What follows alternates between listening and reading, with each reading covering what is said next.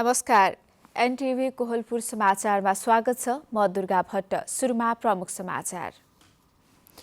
राष्ट्रपतिद्वारा सरकार गठनका लागि आह्वान। बहुमत जुटाउन सक्ने प्रतिनिधि सभा सदस्यले आउँदो 10 गते बेलुकी 5 बजेभित्र दाबी पेश गर्नुपर्ने। बाजुराको कोल्टी प्राथमिक स्वास्थ्य केन्द्रमा आकस्मिक प्रसुति सेवा सुरु। बाजुरासहित मुगु र हुम्लाका नागरिकलाई प्रसुति सेवा लिन सहज हुने। कैलालीमा केन्द्र सरकारले निर्माण गरिरहेका ठूला सडक योजनाको बजेट खर्च न्यून। असारे विकास र अन्तिम महिना बजेट खन्याउने प्रथा दोहोरिने संकेत। उत्तर कोरियाद्वारा पुनः 2वटा ब्यालिस्टिक क्षेप्यास्त्र परीक्षण। लगातारको परीक्षणले जापानसहित कोरिया प्रायद्वीपमा तनाव बढ्दै। र फिफा विश्वकप फुटबलको उपाधिका लागि आज अर्जेन्टिना र फ्रान्स भिड्दै। खेल नेपाली समयअनुसार आज राति 9:15 बजे सुरु हुने। समाचार अब विस्तारमा। राष्ट्रपति विद्यादेवी भण्डारीले सरकार गठनका लागि आह्वान गर्नुभएको छ। राष्ट्रपति कार्यालयले विज्ञप्ति निकालेर नेपालको संविधानको धारा 76 को उपधारा 2 अनुसार सरकार गठन गर्न राष्ट्रपति भण्डारीले 7 दिनको समय दिनुभएको जानकारी गराएको छ। नेपालको संविधानको धारा 76 को उपधारा 2 मा प्रतिनिधि सभामा 2 वा 2 भन्दा बढी दलको समर्थनमा बहुमत जुटाउन सक्ने प्रतिनिधि सभा सदस्यले प्रधानमन्त्री दाबी गर्न सक्ने व्यवस्था छ। त्यही व्यवस्था अनुसार आउँदो 10 गते आइतबार बेलुकी 5 बजे भित्र दाबी पेश गर्न भनिएको राष्ट्रपतिको कार्यालयले निकालेको विज्ञप्तिमा उल्लेख गरिएको छ।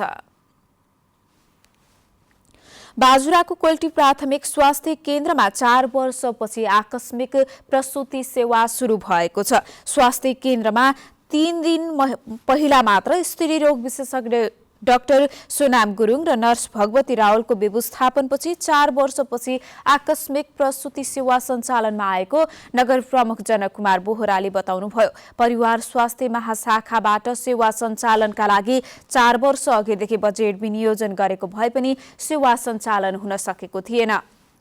प्रत्येक वर्ष आएको बजेट फिर्ता हुँदै गएको थियो। यो आर्थिक वर्षमा भने सेवा सञ्चालन भएको बुढीनन्दा नगरपालिकाका स्वास्थ्य संयोजक ओमजङ शाहीले बताउनुभयो। बुढीनन्दा नगरपालिका 6 कोठीला बस्ने अस्मिता विकको आकस्मिक प्रसुति सेवा अर्थात् अपरेसन मार्फत सुत्केरी गराइएको छ। अपरेसनपछि आमा र बच्चाको स्वास्थ्य सामान्य रहेको र सेवा पनि सफल भएको संयोजक शाहीको भनाइ छ। बाजुराका पूर्वोत्तरी क्षेत्रका 4वटा स्थानीय तह, मुगुका 2वटा र हुम्लाका 2वटा स्थानीय तहलाई लक्षित गरी सरकारले कोल्टी प्राथमिक स्वास्थ्य केन्द्रमा आकस्मिक प्रसुति सेवा स्थापना गर्ने लक्ष्य रहेको थियो। दाङको छिलीकोटमा पहिलो पटक होमस्टे सञ्चालनमा आएको छ। परिवार पाल्न भारतकै भर पर्नुपर्ने उनीहरूको आजभोलि भने गाउँमा पर्यटक आउन थालेपछि भारत जान समेत छाडेका छन्। छिलीकोटमा पहिलो पटक होमस्टे सुरु गरिएको छ। गाउँलेको आय स्रोत बढाउन होमस्टे सुरु गरिएको हो। तुलसीपुर उपमहानगरपालिका 19 छिलीकोटमा रहेको छिलीकोट दरबार कालिका मालिका मन्दिरको संरक्षण गरी गाउँमा पर्यटन व्यवसाय सञ्चालन गरिएको हो। प्रदेश सरकार, स्थानीय सरकार र गाउँलेको पहलमा भएको उक्त कामले स्थानीयलाई आम्दानी गर्न टेवा पुर्याएको छ। जिल्लाको उच्च भागमा रहेको यस स्थानबाट सिस्ने, पुथा, कञ्चनजङ्घा जस्ता उच्च हिमश्रृङ्खला र दक्षिण भारतको देहरादून लगायतका विभिन्न सहर देख्न सकिन्छ। यसले गर्दा देशका विभिन्न स्थानबाट पर्यटक छिलीकोट पुग्ने क्रम बढेको छ। अब हामीहरूले 100 रुपैयाँ 150 रुपैयाँ हेर्नु गरेर अब मासु खाने हो भनेदेखि 300 जति, अब नत्र भने 150।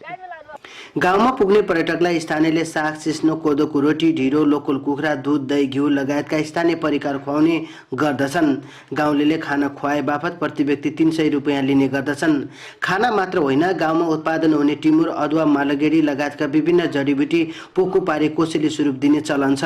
यो कामको थालनीले बेरोजगार बनेका धेरैलाई 2-4 पैसा कमाउन सहयोग मिलेको छ।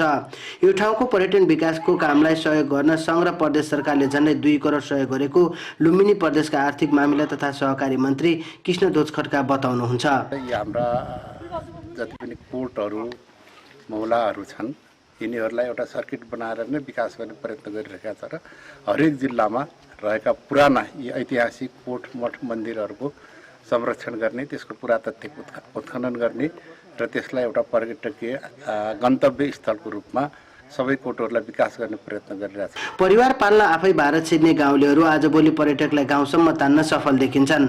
यसले गर्दा व्यक्तिगत आम्दानी र गाउँको विकासमा होमस्टेले राम्रै सहयोग पुर्याएको छ। जनक नेपाली, नेपाल टेलिभिजन, लुम्बिनी प्रदेश, दाङ। कैलालीमा संघीय सरकारले निर्माण गरिरहेका ठूला सडक योजनाहरू चालू आर्थिक वर्षको 5 महिनामा बजेट खर्चको अवस्था न्यून देखिएको छ। आर्थिक वर्षको सुरुमा बजेट खर्च नहुने र अन्तिम 2 महिनामा भने अन्धाधुन्द खर्च हुने अवस्था यो वर्ष पनि दोहोरिने देखिएको सरोकारवालाहरूले बताएका छन्।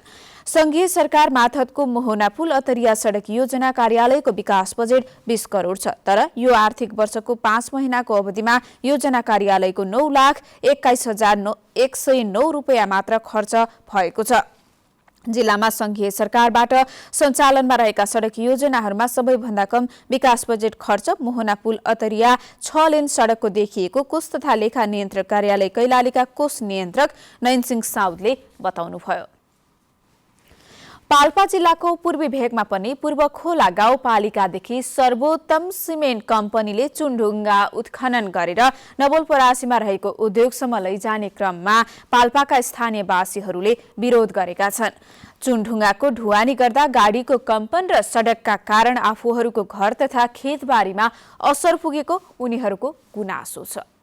नवलपरासीको सुनवल नगरपालिका वार्ड नम्बर 5 बनकट्टीमा रहेको सर्वोत्तम सिमेन्ट कम्पनीका टिप्परहरू सञ्चालन गर्दा आफूहरूलाई असर परेको भन्दै पाल्पाको ताकातुङ, खारखोला र टक्लोदीका स्थानीयहरूले विरोध गरेका छन्। पाल्पा जिल्लाको पूर्वी भेगमा पर्ने पूर्वखोला गाउँपालिकादेखि सर्वोत्तम सिमेन्ट कम्पनीले चुनढुङ्गा उत्खनन गरेर सुनवल ल्याउने क्रममा प्रयोग भएका टिप्परहरू आवत जावत गर्दा आफ्नो बाटो छेउका घरहरू गाडीको कम्पनले भत्कने र चर्कने गरेको भन्दै स्थानीयले विरोध गरेका छन्। हामी सुरक्षित हुनु पर्यो, घर बाटो मुनि छ, त्यता पिरो पनि गएको छ, यो दैलो अगाडि पनि सबै जान लागेको छ। माथागढी गाउँपालिका वार्ड नम्बर 8 ताकातुङ, खारखोला, टोक्लोदीका स्थानीयहरूले सिमेन्ट कम्पनीका टिप्परहरू सञ्चालन भएपछि आफ्ना छोराछोरीहरूलाई विद्यालय पठाउन पनि गाडीको डर भएको र सडकको पाँगोले सिँचाइ कुलो तथा पुरै खेत पुरिएको गुनासो गरेका छन्। केटाकेटीलाई पनि एकदम अप्ठ्यारो छ। अब यो टिप्पर हिँडेपछि कतिपय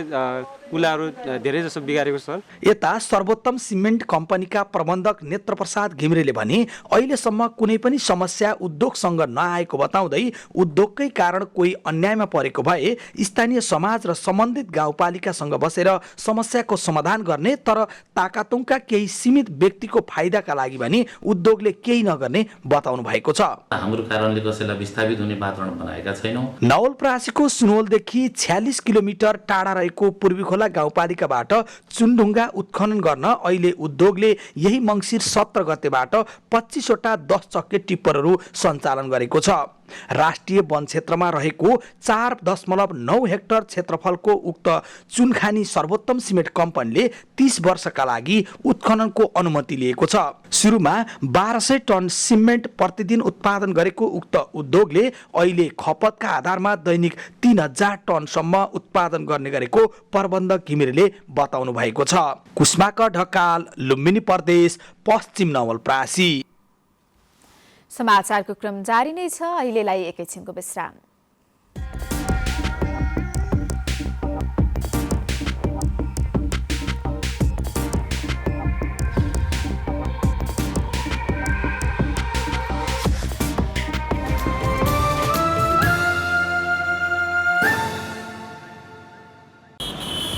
सवारी चलाउँदा अथवा यात्रा गर्दा ध्यान दिनुपर्ने कुराहरू: मादक पदार्थ सेवन गरी सवारी नचलाऊ। चालकले मादक पदार्थ सेवन गरेको थाहा पाए यात्रुले प्रहरीलाई खबर गरौँ। जेब्रा क्रसिङबाट बाटो काटौँ र सीट क्षमताभन्दा बढी यात्रा नगरौँ। सवारी चलाउँदा मोबाइल फोनको प्रयोग नगरौँ र सडकमा ध्यान केन्द्रित गरौँ। सवारी साधनको छतमा बसेर यात्रा नगरौँ र पैदल हिँड्दा सकभर फुटपाथको प्रयोग गरौँ। रातिको समयमा अरू सवारी साधनलाई बाधा हुने गरी हाइलाइटको प्रयोग नगरौँ।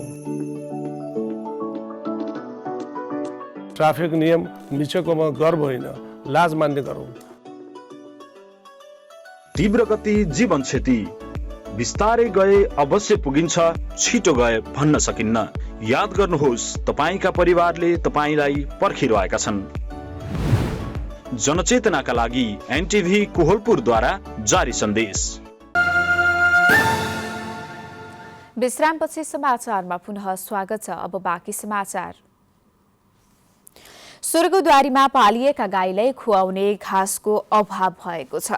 आश्रमको नाममा रहेको जग्गाबाट घाँस पराल संकलन हुन छाडेपछि स्वर्गद्वारीमा पालिएका गाईलाई खुवाउने घाँस परालको अभाव भएको हो। स्वर्गद्वारी आश्रममा पालिएका 500 बढी गाईलाई खुवाउने घाँस परालको अभाव भएको छ। गाईको संख्या बढ्दै जाँदा उनीहरूलाई खुवाउने घाँस पराल तथा दानाको अभाव हुन थालेको हो। स्वर्गद्वारी आश्रमको नाममा दाङ, देउखुरी र प्युठान जिल्लामा जग्गा भए पनि त्यसबाट खाद्यान्न तथा घाँस पराल आवश्यक मात्रामा सङ्कलन हुन छाडेको छ, जसले गर्दा हरेक वर्ष स्वर्गद्वारीमा गाईलाई खुवाउने घाँस परालको अभाव हुने गरेको हो।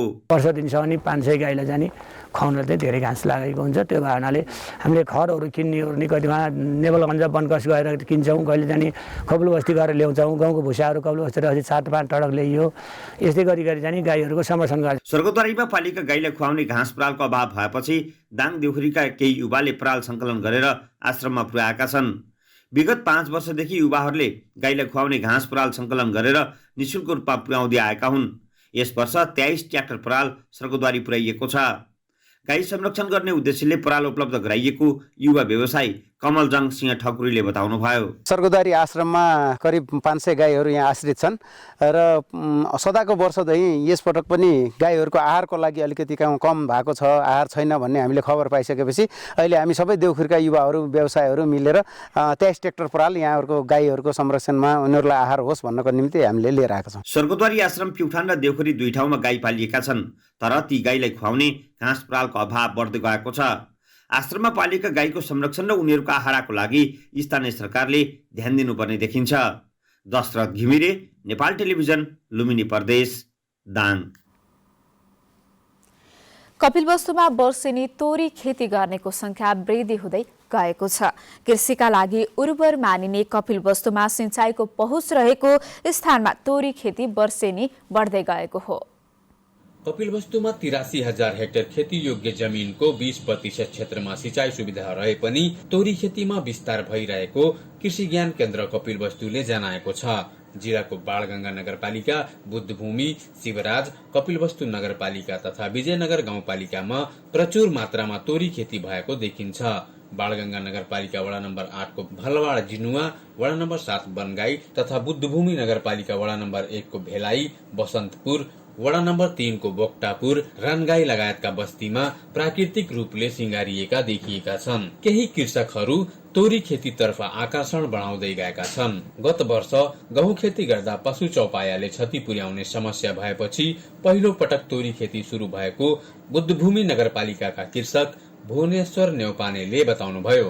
तोरी उत्पादन गरेर अब शुद्ध तोरीको तेल खान पाइने अनि आफैले उत्पादन गरेको अब आफैले ल्याएर पेलेर खाँदाखेरि स्वास्थ्यलाई पनि फाइदा गर्ने राम्रो हुने हुनाले हामीले चाहिँ तोरीको खेती गर्छौं।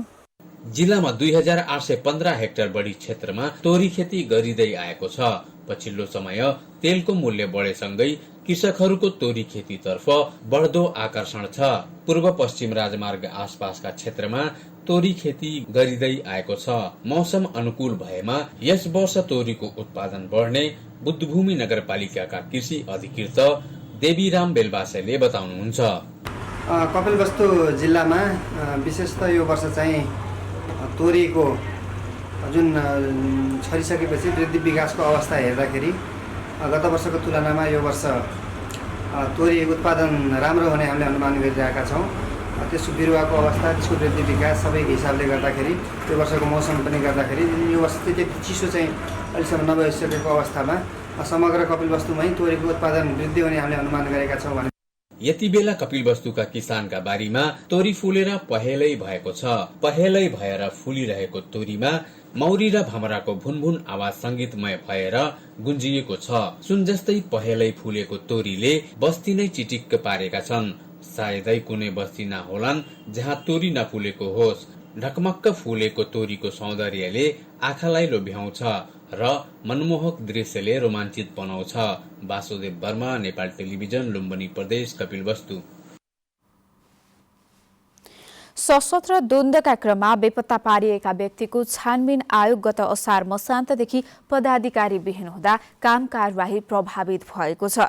सरकारले पदाधिकारी रिक्त भएपछि पछिल्लो समय 2076 सालबाट काम सुरु गरे पनि कोभिड-19 का कारण प्रभावित भएकोमा विगतमा आयोगको सक्रियता बढेको थियो। हाल आएर पुनः आयोग पदाधिकारी विहीन हुँदा न्याय पाउने आशामा बसेका पीडितहरू निराश बनेका छन्। बृहत शान्ति सम्झौता भएको 13 वर्ष बित्दा समेत सशस्त्र द्वन्द्वका क्रममा बेपत्ता पारिएका कपिलवस्तु सहित लुम्बिनी प्रदेशका 352 घर परिवार जसले अहिलेसम्म परिचय पत्र पाउन सकेका छैनन्। सुदूरपश्चिमको सामाजिक विकास मन्त्रालयले चालू आर्थिक वर्षमा निशुल्क आयुर्वेद औषधि खरिद गर्न प्रदेश स्वास्थ्य आपूर्ति व्यवस्थापन केन्द्रलाई बजेट कटौती गरेको छ। विगतका वर्षमा अत्यावश्यक र निशुल्क औषधि खरिद गर्न मन्त्रालयले आपूर्ति व्यवस्थापन केन्द्रलाई बजेट छुट्याउने गरे पनि चालू आर्थिक वर्षमा भने बजेट काटिएको छ।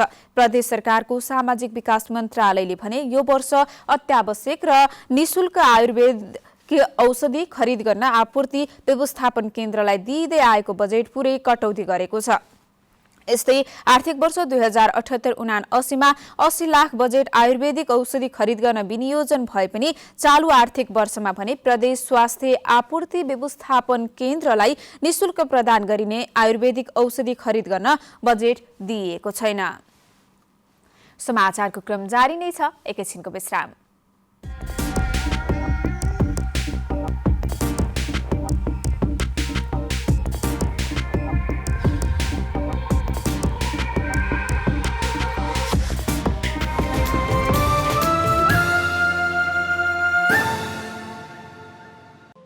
केही नयाँ केही फरक,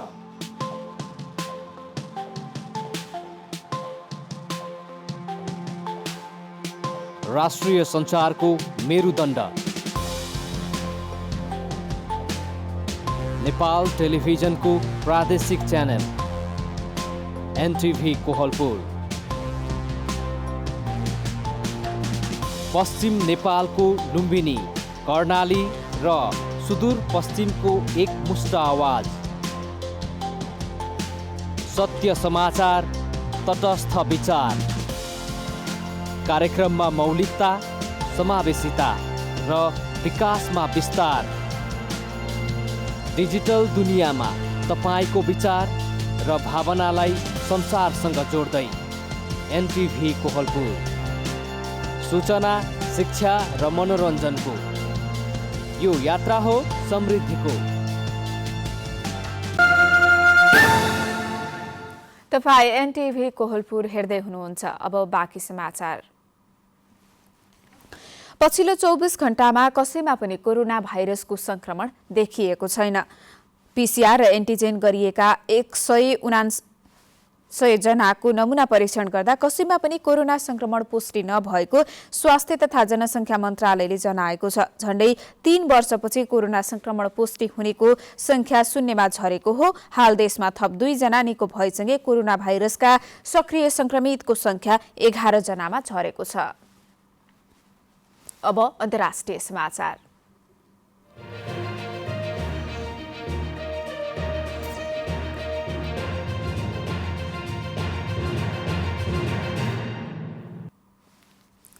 उत्तर कोरियाले फेरि 2वटा ब्यालिस्टिक क्षेप्यास्त्र परीक्षण गरेको छ।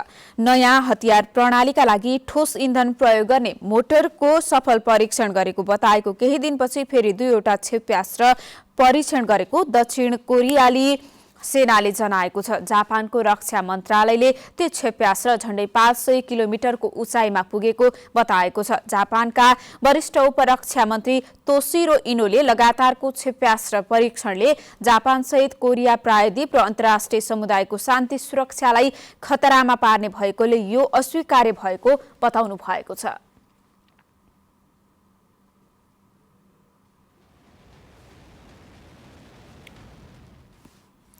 इरानको उत्तर मध्य क्षेत्रको शहर किर्कुक नजिकै भएको बम विस्फोटमा परेर कम्तीमा पनि 8 जना सुरक्षाकर्मीको मृत्यु भएको छ। अरु 2 जना घाइते भएका छन्। यात्रा र सुरक्षाकर्मीलाई लक्षित गरेर बम विस्फोट भएको हो। विस्फोटको जिम्मा कसैले लिएको छैन। यो क्षेत्रमा आइएसआइएसका लडाकु सक्रिय रहँदै आएका छन्। राजधानी बगदादबाट 238 किलोमिटर टाढा रहेको किर्कुक शहरलाई इराकी सुरक्षा फौजले कुर्दिश लडाकुको नियन्त्रणबाट मुक्त गरेको थियो।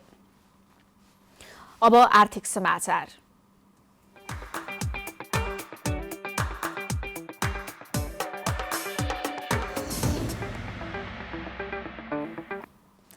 हप्ताको पहिलो दिन आज शेयर बजार उच्च अङ्कले घटेर राताम्य भएको छ। शेयर बजार परिसूचक नेप्से आज 27.54 अङ्कले घटेर 1855.06 बिन्दुमा झरेको छ। आज सबै समूहको शेयर घटेकोमा विकास बैंक, फाइनान्स, माइक्रो फाइनान्स र जलविद्युत समूहको शेयर उच्च अङ्कले ओह्रालो लागेको छ। नेप्से घटेको दिन 250 वटा कम्पनीको 37,78,000 किता शेयर 1 अर्ब 15 करोड 71 लाख रुपियाँ कारोबार भएको छ।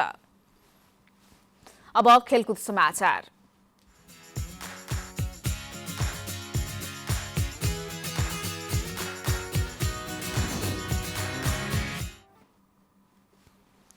कतारमा जारी फिफा विश्वकप फुटबलको फाइनल खेल आज राति हुँदैछ। कतार विश्वकपको फाइनलमा अर्जेन्टिना र फ्रान्स बीच प्रतिस्पर्धा हुनेछ। लुसेल स्टेडियममा हुने फाइनल खेल नेपाली समयअनुसार राति 8:45 बजे सुरु हुनेछ। दक्षिण अमेरिकी राष्ट्र अर्जेन्टिना र युरोपियन राष्ट्र फ्रान्स तेस्रो पटक विश्वकप फुटबलको उपाधि उचाल्ने योजनासहित मैदान उत्रनेछन्। दुवै देशले हालसम्म समान 2 विश्वकप जितेका छन्। अर्जेन्टिनाले सन् 1978 र 1986 मा विश्वकप ट्रफी हात पारेको थियो। यस्तै फ्रान्सले सन् 1998 र 2018 मा विश्वकप ट्रफी चुमेको थियो। लियोनल मेस्सीको कप्तानीमा रहेको अर्जेन्टिना 6औं पटक विश्वकपको फाइनल पुगेको हो। मेस्सीका लागि कतार विश्वकप अन्तिम विश्वकप हुनेछ। मेस्सीकै लागि भए पनि अर्जेन्टिनालाई विश्वकप उचाल्ने दबाव छ। यता ह्युगो लोरिसको कप्तानीमा रहेको फ्रान्स लगातार दोस्रो पटक विश्वकपको फाइनलमा पुगेको हो। साबिक विजेता समेत रहेको फ्रान्स लगातार दोस्रो पटक विश्वकप उचाल्ने अभियानमा रहेको छ। अर्जेन्टिना र फ्रान्स बीच हालसम्म 12 खेलमा प्रतिस्पर्धा भएको छ, जसमा अर्जेन्टिनाले 6 खेल जितेको छ भने फ्रान्सले 3 खेल जित्दा 3 खेल बराबरीमा सकिएको छ। अहिले नेपाल सहित विश्वभर विश्वकप फुटबलको चर्चा चलेको छ। यस्तो अवस्थामा नेपाली खेल क्षेत्रको विकास तथा खेलाडी सेवा सुविधाबारे पनि चिन्ता र चासो बढेको छ। नेपालमा खेल क्षेत्रबाट खेलाडी पलायन हुने अवस्थालाई रोक्न के गर्नु पर्ला भनेर आज हामीले कैलालीका केही नागरिकलाई सोधेका छौं। हेरौं आजको आवाजमा।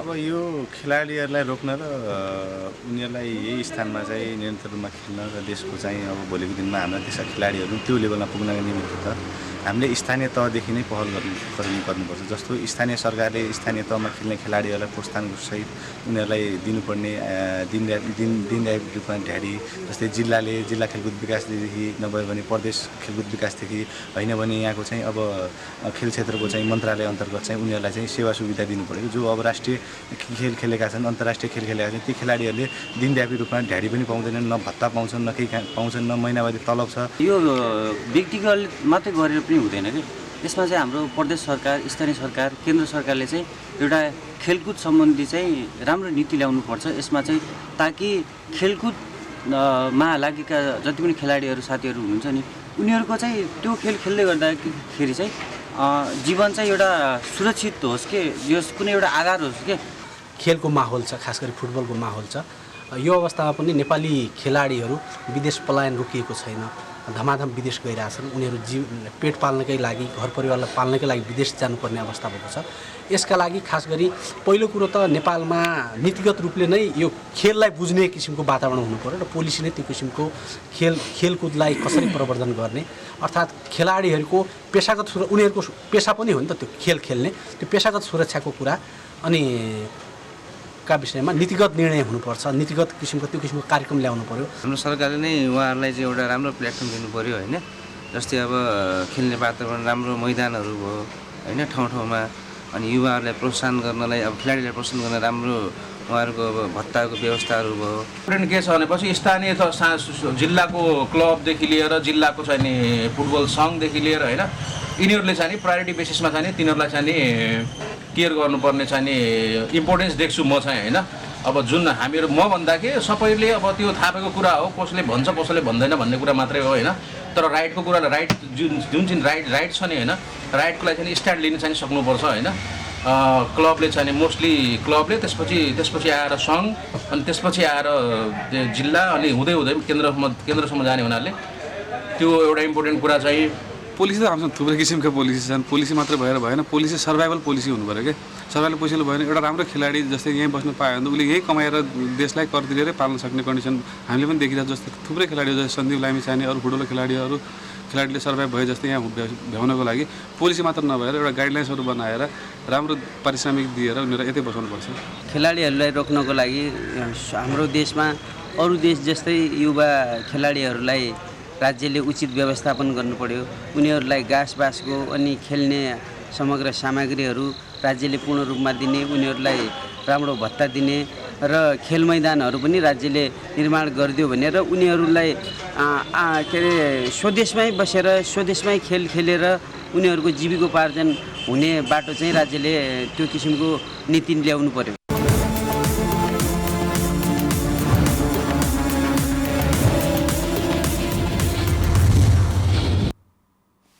अब मौसम।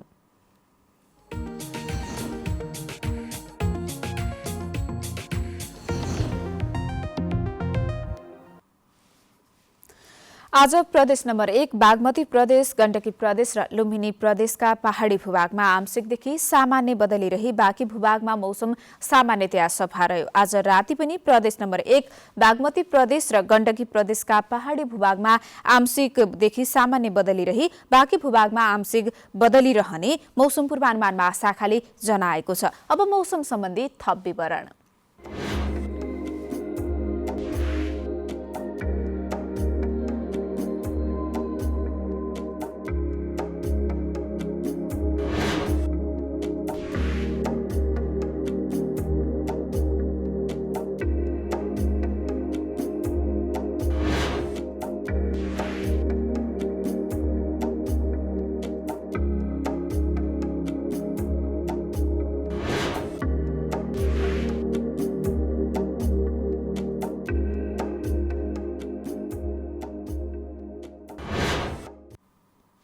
समाचारको अन्त्यमा प्रमुख समाचार पुनः एकपटक।